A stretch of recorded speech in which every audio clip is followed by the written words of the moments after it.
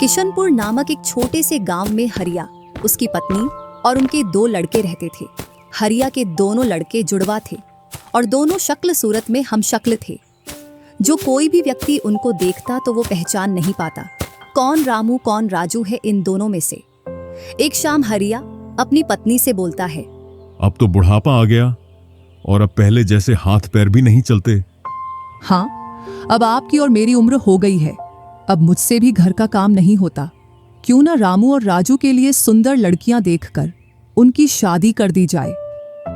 हाँ भाग्यवान, तू बोल तो सही रही है, लेकिन मुझे रामू की फिक्र है क्योंकि उसे काम में आलस आता है और वह कैसे अपना गुजारा कर पाएगा। बातें करते करते दोनों सो जाते हैं।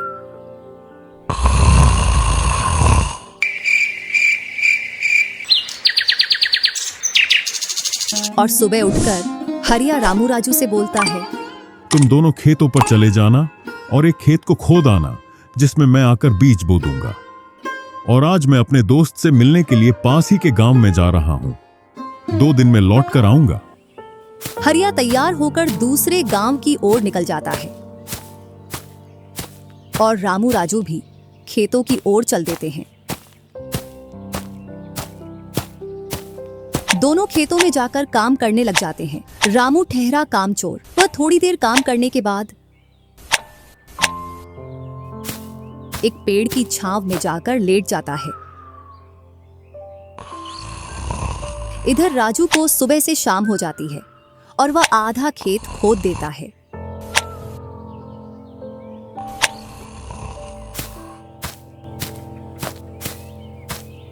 और हरिया भी अपने दोस्त के पास पहुंच जाता है।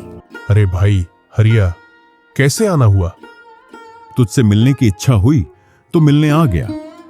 चल अच्छा है, पहले भोजन करते हैं, इसके बाद गप्पे लड़ाएंगे। दोनों साथ में भोजन करते हैं। हाँ भाई हरिया, सुना, सब कुशल मंगल? हाँ भाई, सब कुछ कुशल मंगल है। अब तो तेरे दोनों लड़के शादी के लायक हो गए होंगे। हाँ, दोनों शादी के लायक हो गए हैं और खासकर मैं तेरे पास इसीलिए आया हूं कि कहीं दोनों लड़कों के लिए लड़कियां देख आऊं। वैसे अपनी भी 2 बेटी हैं और दोनों खूब होशियार और चंचल है। अब दोनों की भी उम्र शादी के लायक हो गई है। अगर तुझे कोई एतराज ना हो तो क्यों ना इस दोस्ती को रिश्तेदारी में बदल दी जाए। इतना सुन हरिया बड़ा खुश होता है। जब वह दोनों लड़कियों को देखता है तो दोनों बहुत ही सुंदर थीं।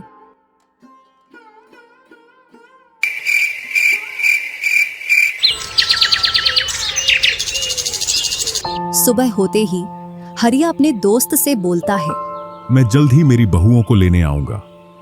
इतना बोलकर हरिया अपने गांव की ओर चल देता है। इधर रामू और राजू भी अपने खेतों पर काम करने के लिए आ जाते हैं और रामू पेड़ की छांव में जाकर सो जाता है। इधर राजू अपने काम में लगा रहता है। शाम होने को आ जाती है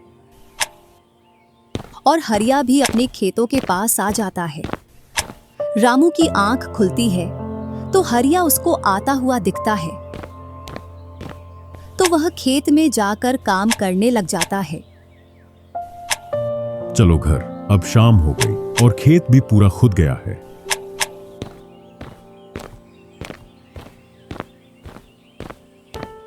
तीनों साथ में घर पहुंच जाते हैं।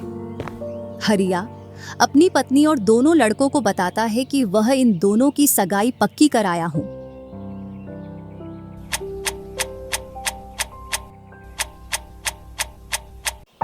और वह कुछ दिन बाद दोनों का विवाह कर देता है। ऐसे ही कुछ वर्ष निकल जाते हैं।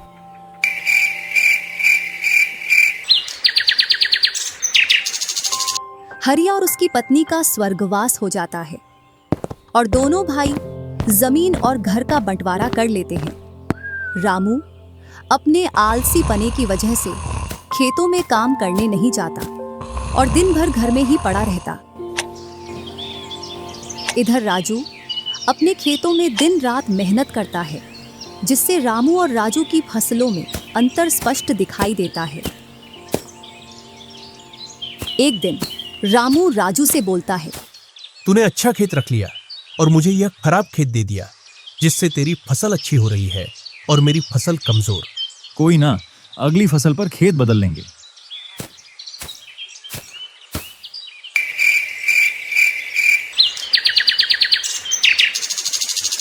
अगली फसल पर रामू राजू से खेत बदल लेता है और एक खेत ज्यादा ले लेता है। फिर भी राजू खुशी खुशी उसे खेत दे देता है। राजू के हिस्से में जो खेत थे उनमें फिर से वह दिन रात मेहनत करता। इधर रामू कभी काम करता तो कभी काम नहीं करता। रामू के पास बीज खरीदने के भी पैसे नहीं थे, तो वह पैसे लेने के लिए जमींदार के यहाँ चला जाता।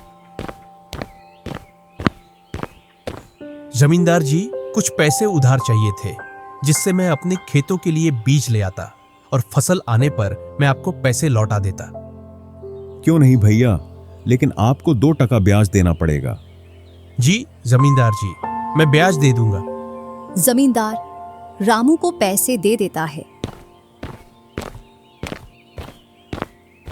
और रामू उनसे कुछ बीज लाकर अपने खेतों में बो देता है। इधर राजू अपनी फसल की रोज देखभाल करता और रामू बोकर आया उसके बाद से अपनी फसलों को देखने के लिए भी नहीं गया। वहीं अपने घर में पड़ा रहता और दिन रात सोता रहता।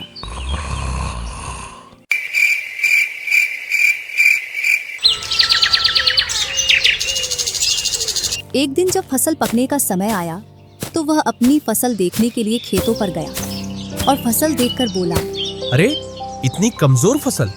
मैंने खेत बदल लिया, फिर भी लगता है मेरी ही किस्मत खराब है। जो भी जमीन में लेता हूँ उसमें अच्छी फसल होती ही नहीं है। ऐसे कहते हुए वह अपने घर आ जाता है और अपनी पत्नी से बोलता है, राजू की फसल तो अच्छी है, बस हमारी फसल ही कमजोर है। ऐसा कैसे हो सकता है? ऐसा तो होगा ही। दिन रात जो घर में पड़े रहते हो और खेतों में समय समय पर दवाई पानी नहीं दोगे तो फसल ऐसी कमजोर रहेगी। फिर बोलते हो किस्मत खराब है। किस्मत नहीं, मेहनत करनी पड़ती है। चल चल, मेरे को मत सिखा। अगर किस्मत ना हो तो कुछ भी नहीं होता। अगर मेहनत से कोई बड़ा बनता तो सबसे पहले गधा बड़ा बनता, क्योंकि उसके बराबर कोई मेहनत नहीं करता। और जो मजा जिंदगी में सोने में है वह मजा और किसी चीज में नहीं। बस इनको तो सुला दो, सोने के अलावा और कोई काम ही नहीं है।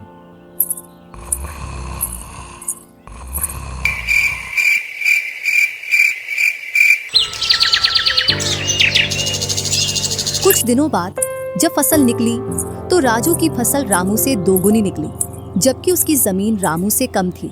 रामू फसल को देखकर बोलता है, इस फसल को बेच कर आऊं या खाने के लिए रखूं? इधर जमींदार जी को भी पैसे देने हैं। अब इतनी सी फसल से कैसे काम चलेगा पता नहीं।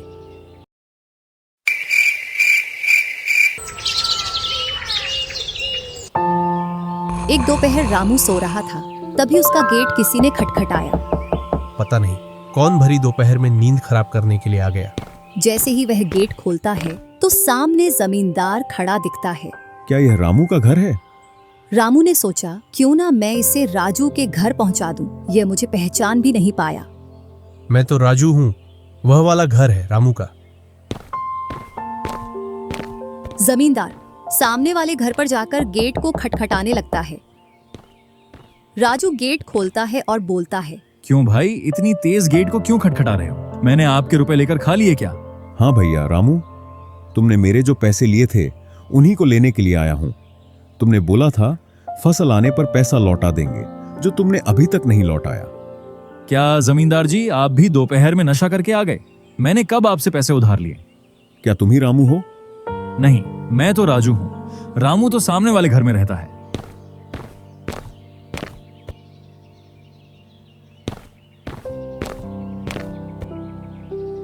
भरी दोपहरी में जमींदार का सर चकरा जाता है और वह अपने घर चला आता है और घर पहुंचकर मुनीम से बोलता है, ऐसा लगता है मुझे कि जो पैसे रामू के दिए थे वह पैसे अब लौट कर नहीं आने वाले। क्यों, ऐसा क्या हुआ जो पैसे वापस नहीं आ रहे हैं? रामू और उसका भाई दोनों हमशक्ल हैं और दोनों बोल रहे हैं कि रामू वह है, रामू वह है। और उन दोनों ने दोपहर भर मुझे इस घर से उसे घर दौड़ाया। जमींदार जी, पैसे निकालने की मेरे पास एक स्कीम है। बोलो कौन सी स्कीम है? मुनीम जमींदार जी के कान में पूरी स्कीम बताता है।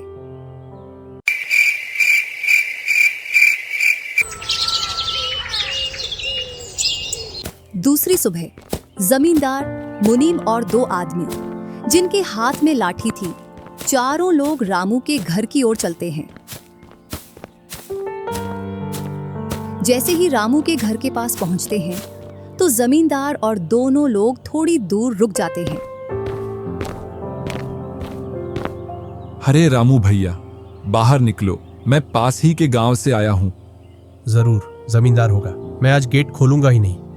मैं तुम्हारी ससुराल से आया हूँ। तुम्हारे ससुर साहब ने तुम्हारे लिए कुछ रुपए और कुछ आभूषण भेजे हैं, क्योंकि बुढ़ापे की वजह से उनसे यहाँ तक आने की नहीं बन पा रही थी, इस वजह से उन्होंने मुझे भेजा है। इतना सुन रामू के मन में लालच आ जाता है और वे फटाक से गेट खोल देता है। कहाँ है पैसे और धन? क्या तुम्हारा ही नाम रामू है? हाँ, मेरा ही नाम रामू है। कहाँ है धन? यही पास में रखा है, चलो दोनों उठा लाते हैं। वह मुनीम के साथ चल देता। थोड़ी दूर चलने के बाद मुनीम जमींदार जी को बुला लेता है। जमींदार और दोनों लोग रामू के पास आ जाते हैं। लाओ मेरे पैसे लौटाओ, ब्याज समेत। मैंने आपसे पैसे नहीं लिए। ये ऐसे नहीं मानेगा। अब तुम दोनों के हवाले करता हूं, तुम चाहे जैसे इससे पैसे निकालो। और दोनों आदमी रामू को लठ से मारते हैं। रामू चिल्लाता हुआ, अरे भाई रुको, अरे भाई रुको, मत मारो, अरे भाई रुको, मत मारो। इधर वह दोनों रामू में दे लठ लठ बरसा रहे थे। तभी राजू गेट खोलकर देखता है तो रामू पर कुछ लोग लठ से वार कर रहे थे। तो वह दौड़कर उनके पास आता है और बोलता है, अरे भाई रुको। इस रामू ने आज से 5 महीने पहले मुझसे पैसे लिए रहे थे। जब लौटाने की बारी आई तो बहाने कर रहा था। कितने पैसे हैं? 2000। रुको मैं लाता हूँ।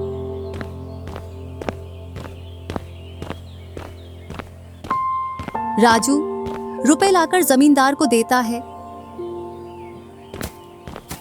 और जमींदार और उसके साथी वहां से चले जाते हैं। इधर रामू भी अपने घर में चला जाता है और राजू भी।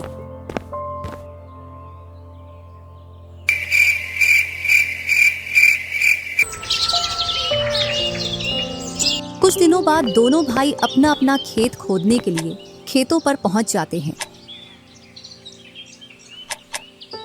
इधर खेत खोदते खोदते राजू दौड़ते हुए रामू के पास आता है और बोलता है, देखो मुझे खेत में क्या मिला है। राजू के हाथ में हीरा देखकर रामू के मन में लालच आ जाता है और वह मन ही मन सोचता है, इसके खेत में तो और भी हीरा हो सकते हैं। क्यों ना मैं इसको मेरा वाला खेत दे दूं और इसका खेत में रख लूं, जिससे मेरे पास भी बहुत सारे हीरे हो जाएंगे। मैं क्या बोल रहा था, क्यों ना तू मेरे वाले खेत पर फसल कर ले और मैं तेरे वाले पर। इतने दिनों से तू कम जगह पर कर रहा था। और रामू राजू वाले हिस्से को खोदने लग जाता है।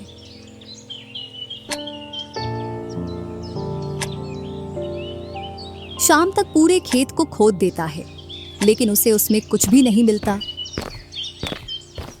और थका हारा घर पहुंच जाता है। आज पूरा खेत खोद दिया, लेकिन फिर भी एक हीरा नहीं मिला, जबकि राजू ने खेत का एक कोना खोदा था, उसमें ही उसे एक हीरा मिल गया। अच्छा, आप अगर ऐसे ही मेहनत करते रहे तो एक दिन आपको भी बहुत सारे हीरे मिलेंगे। बातों ही बातों में रामू की नींद लग जाती है।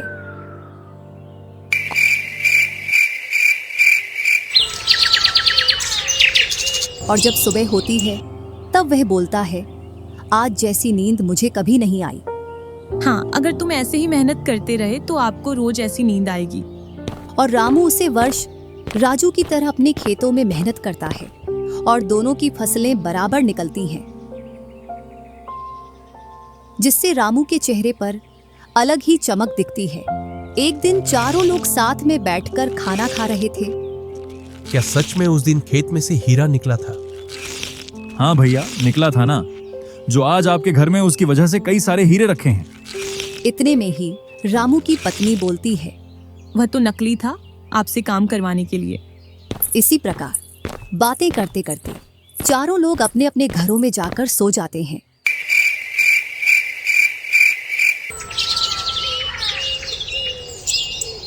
सुबह होते ही तुम दोनों को राजा साहब ने राजमहल बुलाया है। वह दोनों भाई सेनापति के साथ चल देते हैं। अब पता नहीं कौन सी आपदा आ गई। कुछ नहीं, कुछ अच्छा काम होगा, तभी तो हमें बुलाया है। दोनों राजा के पास पहुंच जाते हैं। हमने सुना है इस वर्ष तुम्हारी फसल सबसे अच्छी निकली है और आपने इस बार सबसे ज्यादा राजकोष में कर दिया है। इसी का आप दोनों को इनाम दिया जाता है। दोनों भाइयों को आपके गांव में इनाम के रूप में दुगनी जमीन दी जाती है।